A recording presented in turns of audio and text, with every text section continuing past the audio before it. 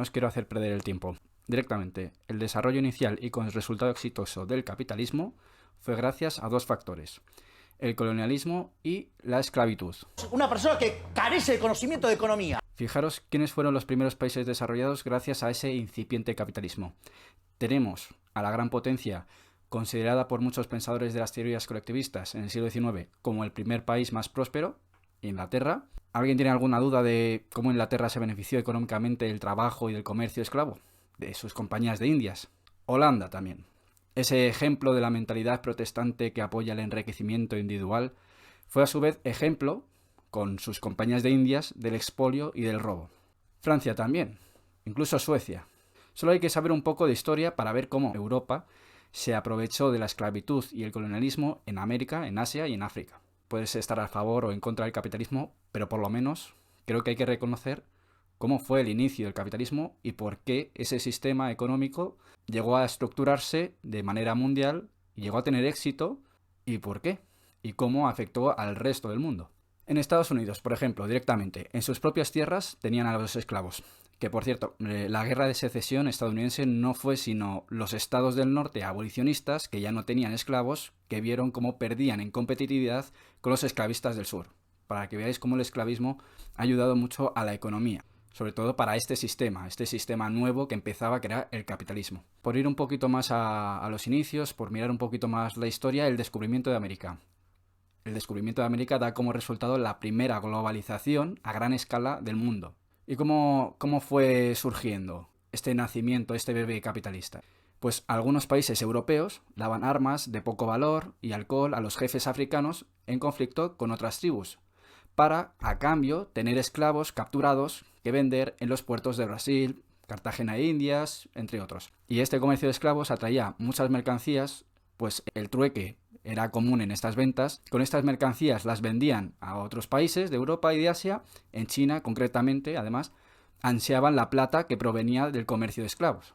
Y no solo eso, sino que en el propio trabajo esclavo, mayormente en minas, que servían para hacer fábricas, las mismas que refinaban el algodón y azúcar que se trabajaba en régimen de esclavitud y que sobre todo Inglaterra supo sacar provecho de él. Pues ambas cosas, tanto el comercio de esclavos como el trabajo de estos, generó una clase de nuevos burgueses que no tuvieron que dedicarse tanto al trabajo o apenas nada al trabajo y que pudieron permitirse tener más conocimientos, también que sus hijos tuvieran más conocimientos, produciendo pues así nuevas generaciones de inventores que gracias a este capital conseguido obtenían financiación. Además de esto, el resto de países que se habían aprovechado del trabajo esclavo tenían una clase burguesa suficientemente enriquecida como para comprar e invertir en estos nuevos inventos que llevarían a la primera y a la segunda revolución industrial en el mundo. Ante estos datos, aquella gente y aquellos estados endeudados con sus financiadores privados sabían que había que seguir robando, y es por eso que tras la segunda revolución industrial, en 1870, sigue tan solo 14 años después el reparto de África en la Conferencia de Berlín. Es simplemente el ser humano puesto en medio del poder, del dinero, y es así como actúa el ser humano. Por eso los anarquistas están en contra de que haya jerarquías en el poder, intentan que se reduzcan al máximo. También están en contra del dinero porque evidentemente el ser humano, cuando tú le pones en un tipo de situación, es de una manera, como le pongas de otra, en otra situación, será de otra manera. Esto es bueno o malo, no, es el ser humano. Porque hay gente que está en contra del capitalismo, porque lo que quiere es cambiar el sistema, cambiar la situación en la que está el ser humano, en la que se llega a hacer daño a sí mismo y utiliza el dolor y la miseria ajenas para enriquecerse. Pero volviendo a lo de África, ¿qué países participaron de la rap?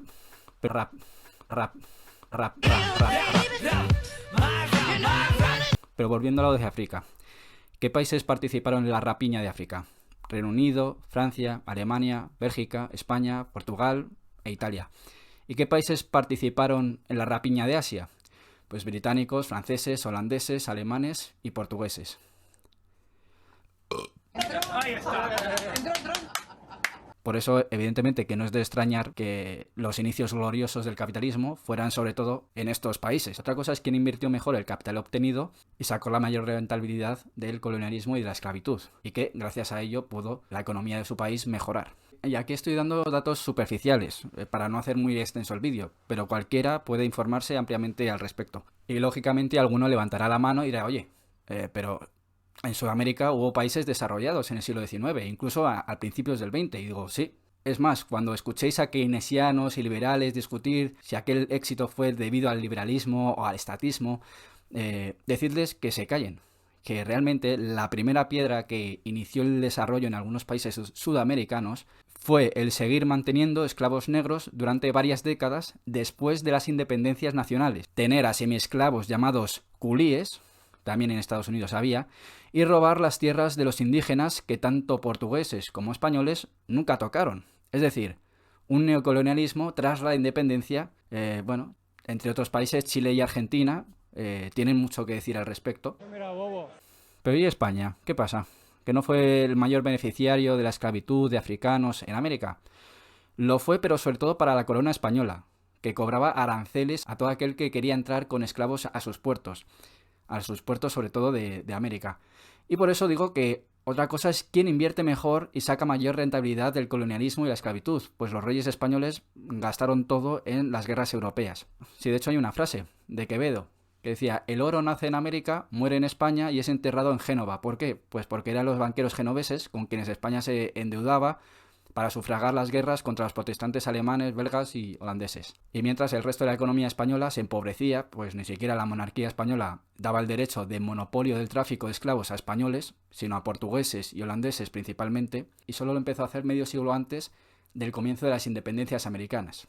No obstante, en el siglo XIX hubo algunos españoles, especialmente en Cuba, que residían como colonos y ellos utilizaban y traficaban con esclavos y con aquella fortuna llegaron a ser algunos de los emprendedores que invirtieron en el inicio de la industria catalana y vasca, allá por el siglo XIX, y que durante mucho tiempo, y también a día de hoy, siguen siendo uno de los motores de la economía española, tanto la economía vasca como la catalana. Y bueno, ante todo esto que os digo, voy a dar un salto en el tiempo y llego al final de la Segunda Guerra Mundial. Europa devastada, millones de personas en edad de trabajar muertas en combate, en bombardeos a civiles y en campos de concentración.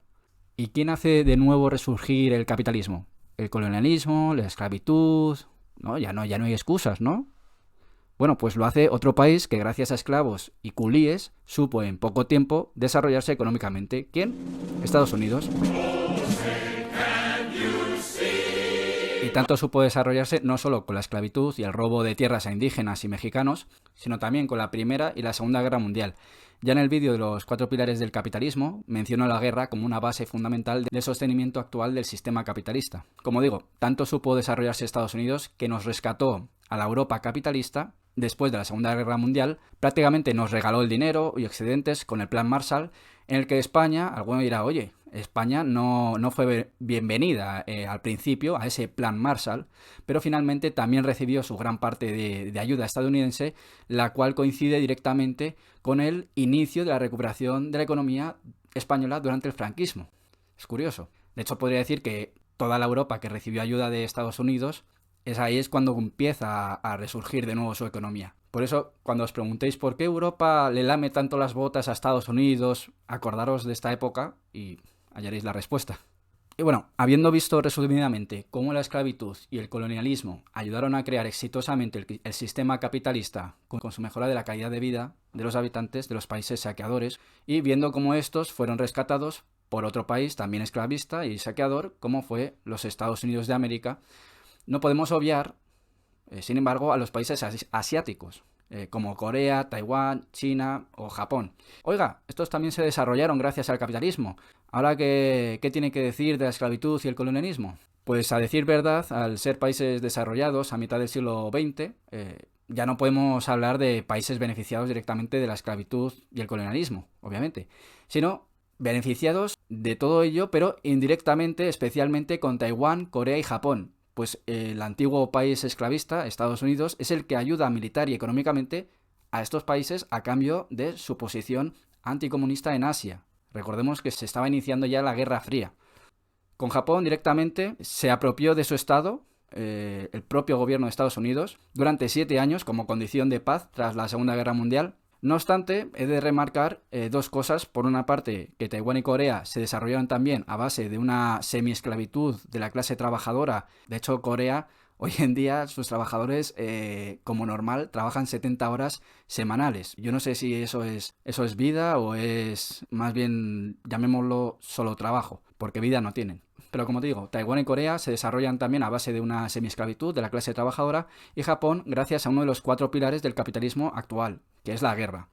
Pues no es hasta el comienzo de la guerra entre el norte y el sur de Corea, en 1950, cuando el país nipón empieza a ser el principal exportador de material bélico, consiguiendo así industrializar al país y sacarlo del agujero en el que estaba. China es un caso diferente, pues la población que durante el mal llamado comunismo tenía la libertad de trabajar o no, que igualmente iba a recibir ayuda estatal, algo que es contrario a todo ideal comunista, sea libertario o autoritario, pues si por algo se quejan los anarquistas y los marxistas, es de los parásitos capitalistas, es decir, personas que viven de los demás, sin hacer nada. Como digo, en una población así, hacerla trabajar, solamente trabajar, solo podía dar mejores resultados económicos que los previos. No obstante, la explotación y semi-esclavitud laboral de parte de su población, desde entonces hasta hoy en día, incluida la esclavitud de la población musulmana china, unido a la inversión de países nacidos del colonialismo y la esclavitud, nos vuelve a llevar al mismo lugar de que el éxito del desarrollo capitalista está relacionado, directa o indirectamente, con el sufrimiento y la miseria ajenas. Y bueno, si quizás esté equivocado, pues desde luego que como inicio en el mundo de un sistema exitoso conocido como capitalismo, pues solo he de proponer una cosa: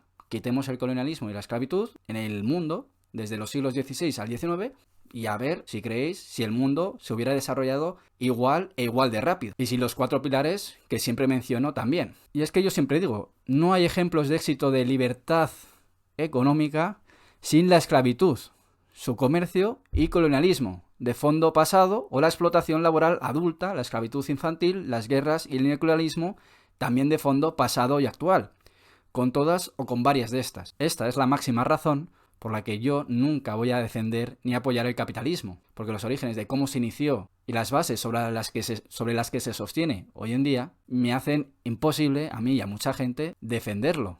Bueno, pues nada, pues muchas gracias por haber escuchado a este youtuber con pinta de gangsta. Y nada, nos vemos pronto.